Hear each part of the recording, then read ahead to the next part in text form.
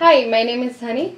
And my name is Shakri. And my name is Fatia, and this is our project for our Family Systems and Diversity class. Please introduce yourself.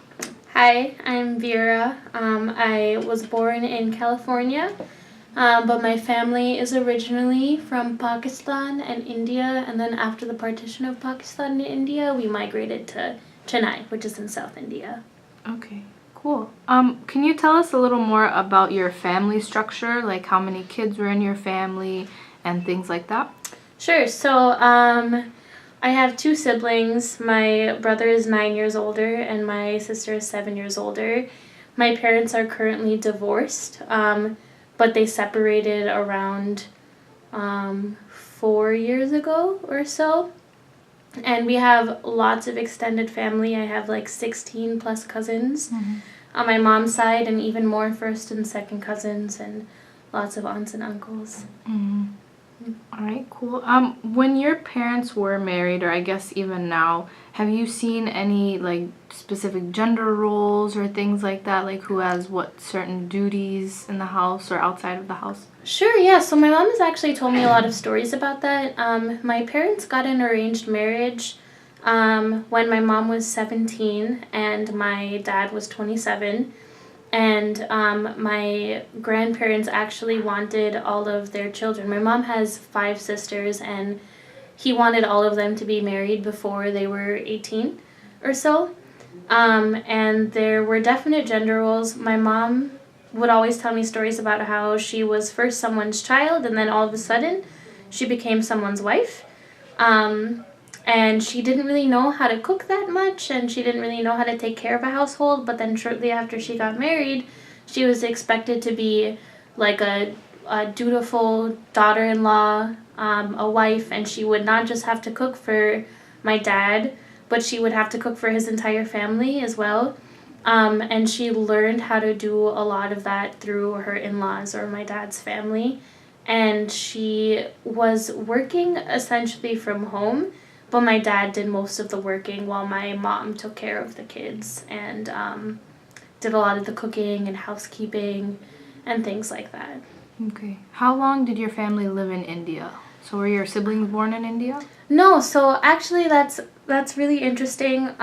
So do you know about the partition of India and Pakistan? Yeah, we know a little. So if you'd like to give us a brief recap. So my mom's side of the family and my dad's side of the family lived in Pakistan. Technically, we're Sindhi, and there's a region in Pakistan called Sindh. And after the partition in 1947, my grandparents had to leave because they were Hindus, and there was a separation because Muslims were supposed to stay in one place and Hindus were supposed to stay in the other place, India and Pakistan.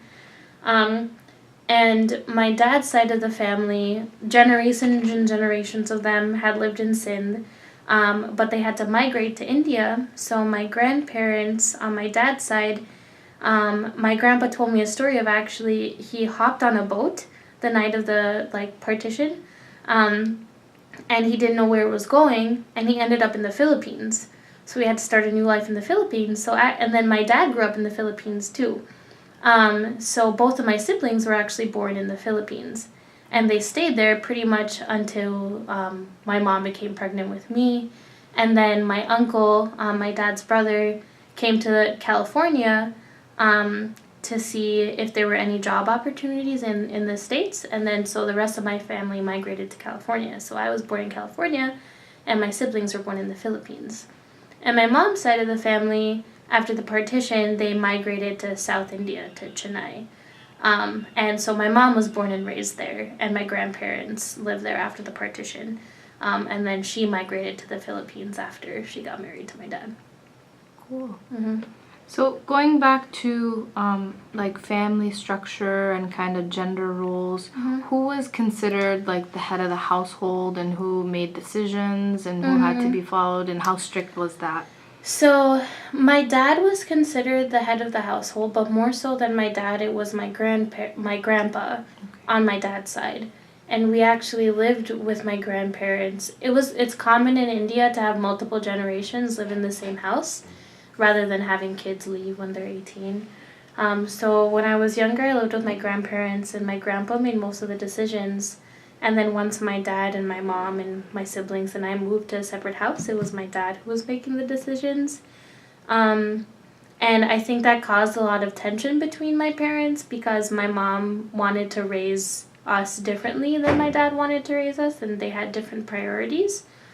So even though my dad was considered like the head of the house and made like the consecutive decisions, we sort of just did what my mom wanted us to do because we liked the way my mom's upbringing was more. It was less strict, it was less rigorous, and she was definitely much kinder than my dad was, so we tended to listen to her more than my dad. Okay. Mm-hmm. Now, could you tell us a little more about your culture in general? Like what kind of clothes you guys wear? I know you said you're from the region of Sindh, so is that a mix between Pakistan and Hindi culture? So, Sindh is its own it's its own ethnic group within Pakistan. And there are Muslim Sindhis and there are Hindu Sindhis, but they all coexisted together for a long time until British colonial rule. That kind of messed everything up a little bit, in my opinion.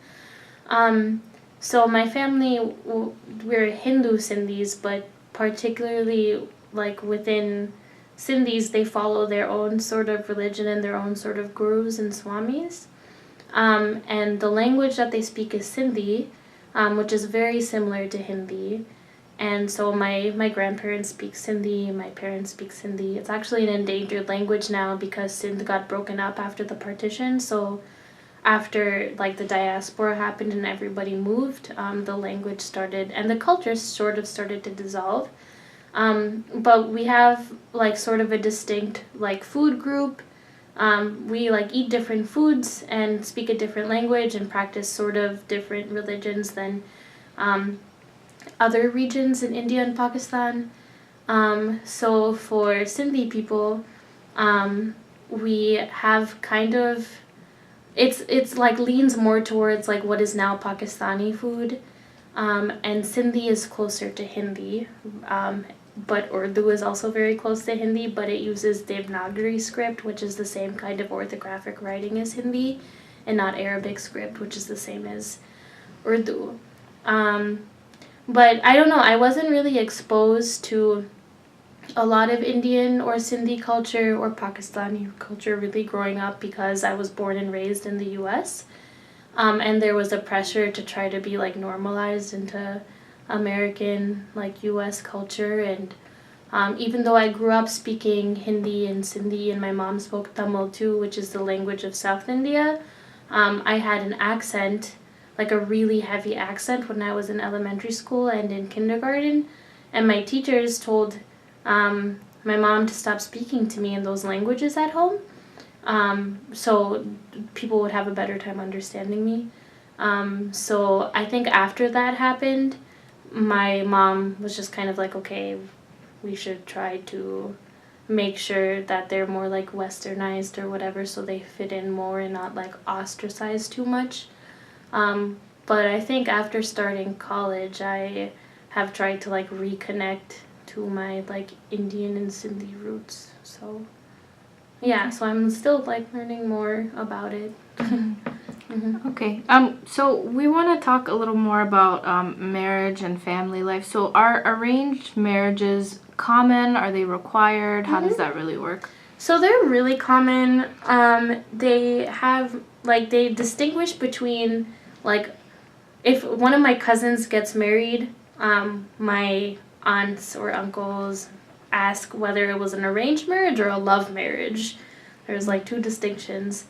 And so it is very common to have arranged marriages, but I think before it used to be way more strict. And if your parents pick someone for you, then you kind of had to marry that person. But now, I know my mom met a couple of people before she found someone that she kind of liked.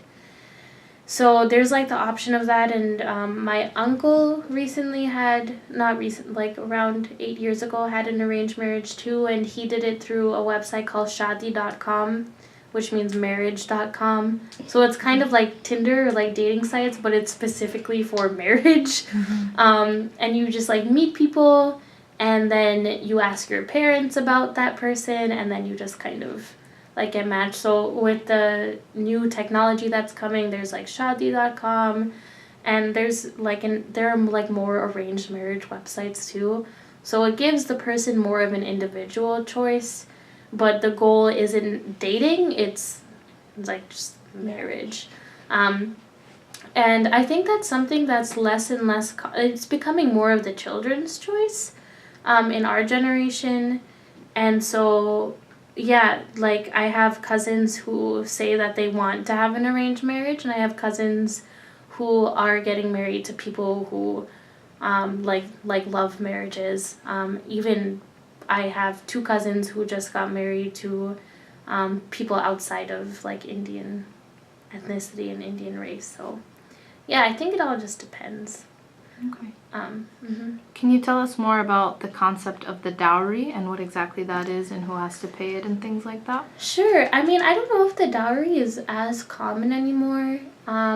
There's like a lot of politics that go on in marriage in India, because not only do you have to marry who your parents want you to marry, but there's also a lot of caste politics too.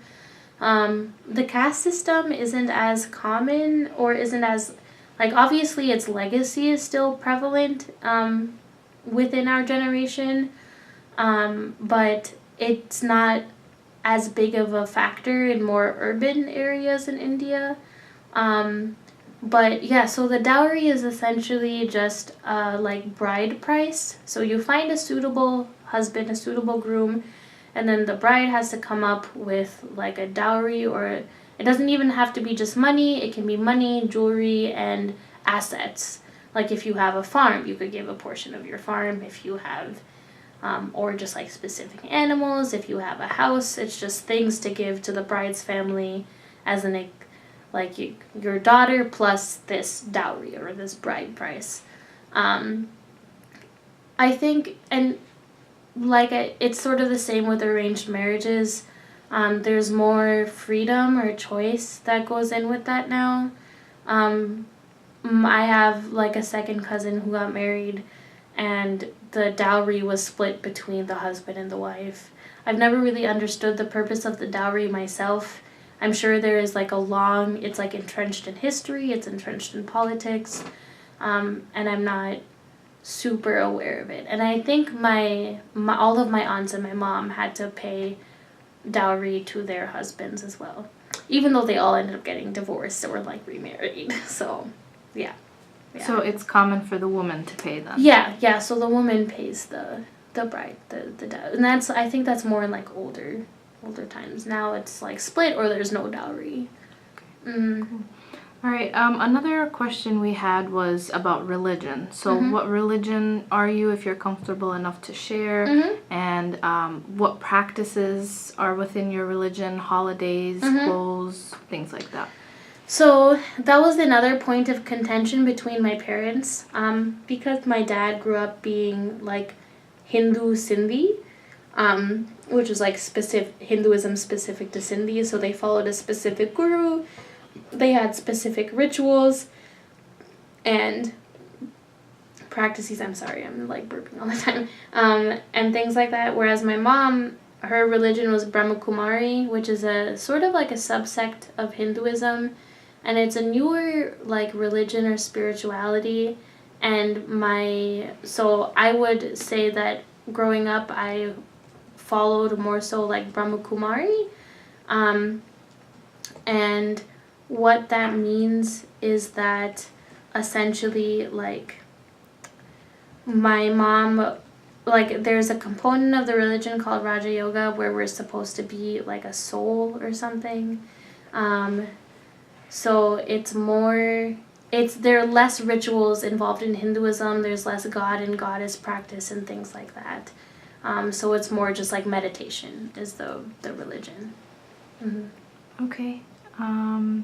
I think that's it. Is that it? Yes. Okay. Did I answer all the questions okay?